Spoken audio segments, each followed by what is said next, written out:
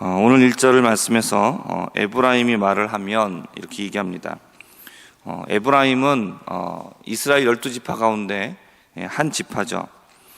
그리고 북이스라엘 전체를 가리키는 말로도 사용이 됩니다. 그 이유는 에브라임 지파가 통일왕국에서 북이스라엘과 남유다로 갈라질 때에 북쪽 이스라엘을 주도했던 역할을 했습니다. 그리고 북이스라엘의 초대 왕인 여로보암이 이 지파 출신이기도 했습니다. 그러니까 그만큼 영향력이 큰 지파입니다. 다른 지파에 대해서 큰 소리를 쳤고, 또 다른 지파들은 이 에브라임 지파 앞에서는 큰 소리 치지 못하는 그 정도의 권세가 있었습니다. 에브라임은 그렇게 크게 됐습니다. 영향력이 있었는데 이들이 어떤 일을 하느냐, 여로보암이 어떤 일을 하냐면 우상을 섬기게 만들었다는 것이죠. 바알을 섬기고 범죄하고 결국 그들이 망하게 되었다라는 겁니다.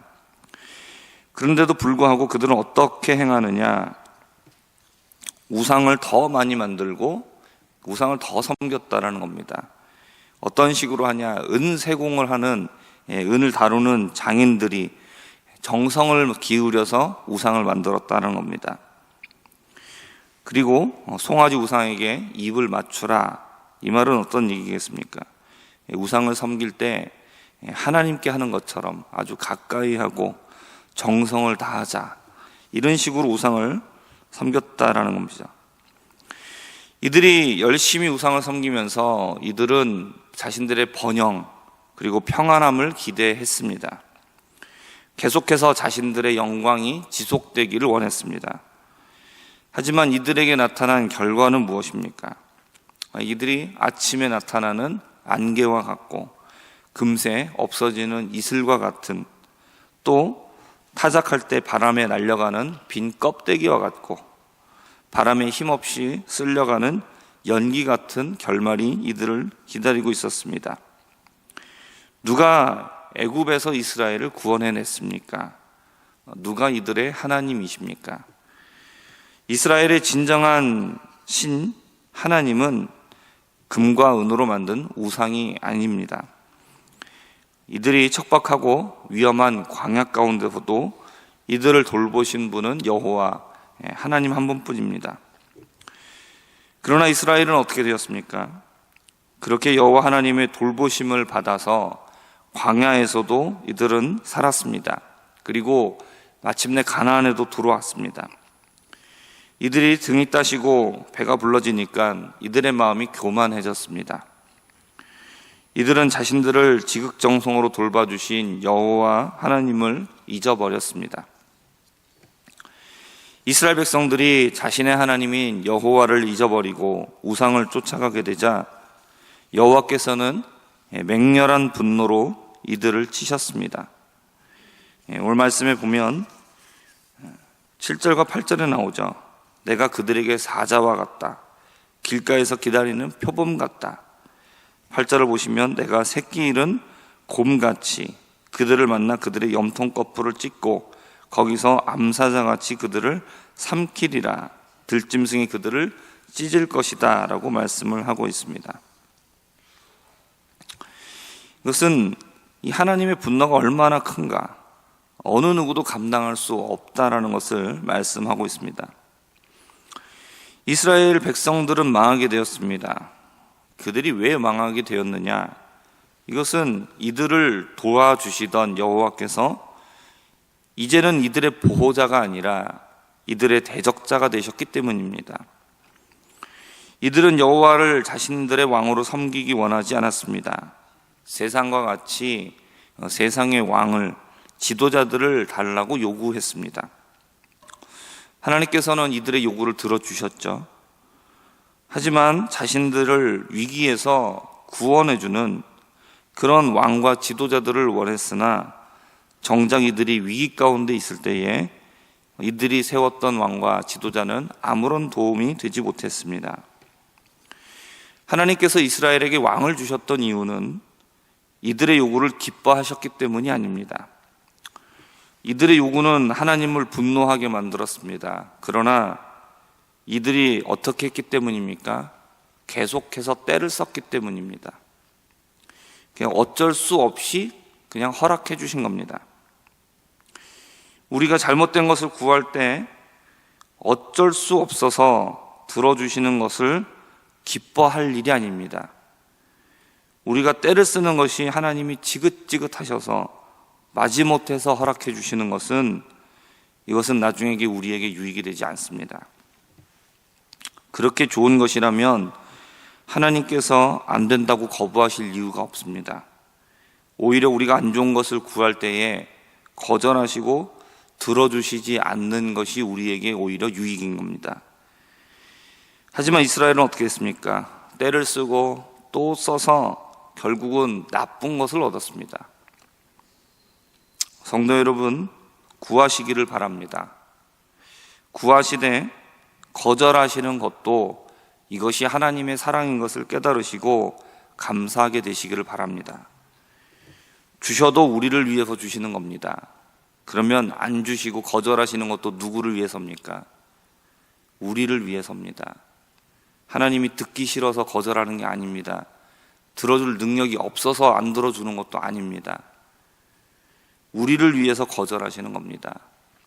우리를 위하시는 하나님이 어쩔 수 없어서 그래, 너네들 하고 싶은 대로 해라, 이게 좋은 게 아닙니다. 세상 나라들처럼 왕을 구하고 지도자를 구했지만 정작 이스라엘이 망할 때 이들은 아무 힘을 쓰지 못합니다. 사람을 의지하는 것이 다 이와 똑같습니다. 사람이 있으면, 주변에 사람이 있으면 있을 때는 좋습니다. 든든하죠. 그러나 막상 문제가 터지면 아무런 도움이 되지 못합니다. 정작 그 문제를 해결할 수 있는 분은 누구십니까? 하나님이십니다.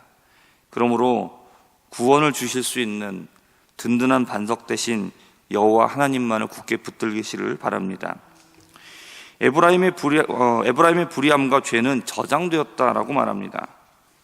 안 그래도 모든 것을 알고 계시는 하나님께서 꼭 집어서 말씀하시죠. 내가 너희들의 불의와 너희들의 죄를 내가 다 기억하고 있다는 겁니다. 이것은 이들의 죄가 얼마나 큰가, 그리고 이것에 대한 하나님의 분노가 얼마나 큰가를 잘 말씀하고 있습니다. 이들에 대한 하나님의 분노는 이제 더 이상 감당할 수 없는 지경에 이르렀습니다. 해산을 해야 되는 만삭의 여인이 애가 나오지 않으면 어떻습니까? 이럴 수도 없고 저럴 수도 없는 난감한 상황이 됩니다. 하나님은 이스라엘 백성을 수월의 권세와 사망에서 구속하시는 능력의 하나님이십니다. 사망아, 네가 어디 있느냐? 수월아, 너의 능력이 무엇이냐? 하나님은 그것을 얼마든지 아무렇지 않게 해결하실 수 있는 능력이 있으시죠. 이스라엘 백성들이 그런 문제 가운데 있을 때에 어떻게 하면 되느냐? 자신들이 이것을 해결할 것이 아니라 하나님께 돌아가면 되죠. 그런 수월과 사망의 능력까지 인간이 도저히 해결할 수 없는 엄청난 문제들 앞에서도 하나님 앞에 돌아가면 하나님이 그 모든 문제를 해결하실 수가 있는 겁니다. 그런데 오늘 말씀에 보면 어떻게 됩니까? 뉘우침이 없는 겁니다. 회개함이 없는 겁니다. 하나님 앞에 뉘우치면, 돌아가면 최악의 절망 속에서도 살아날 수가 있는 겁니다. 그런데 문제는 무엇입니까? 이들에게 뉘우침이 없다라는 것이죠. 사람이 망할 상황에 처해 있어도 지금 이것이 어떤 상황인지 깨닫는 지혜가 없고 그 미련함이 변하지 않는 이스라엘은 소망이 없는 겁니다. 최악의 상황은 무엇이냐? 그 내가 맞이하고 있는 최악의 상황, 이게 아니라는 겁니다. 진짜 최악의 상황은 뭐냐? 그 상황에서도 끝끝내 뉘우치지 않는 게 최악의 상황인 겁니다. 동풍은 건조한 사막을 건너 불어오는 덥고 건조한 바람을 말합니다. 동풍이 불게 되면 작물이 시들고 샘이 마르게 됩니다. 우리 인생에 동풍이 불어오게 되면 어떻게 됩니까? 이제까지 누렸던 모든 풍요했던 것들, 이런 것들이 다 사라지게 되는 것이죠. 다 약탈되고 삐쩍 마르게 될 것이다 라고 말씀하십니다. 하나님은 이스라엘을 사랑하십니까? 하나님은 이스라엘을 사랑하십니다. 하지만 하나님의 사랑을 배신하고 떠나가서 끝내 돌이키지 않으면 무엇이 기다리고 있느냐? 그 반대가 기다리고 있죠. 처참한 멸망이 기다릴 뿐입니다. 오늘 이 말씀을 마음에 새기게 되기를 바랍니다.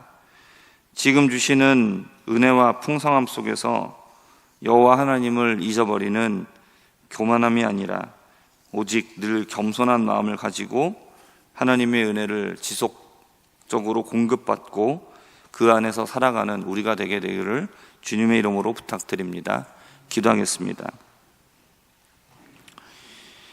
하나님, 이스라엘을 구원하시고 누구보다도 이스라엘을 사랑하시지만 그러나 하나님을 떠나면 하나님 감당할 수 없는 그런 문제가 기다리고 있다는 사실을 우리가 마음속에 새기게 하여 주옵시고, 하나님, 우리가 혹 하나님의 품을 떠난 일이 있다라면 하나님, 우리가 돌이킬 수 있는 은혜를 허락하여 주옵소서.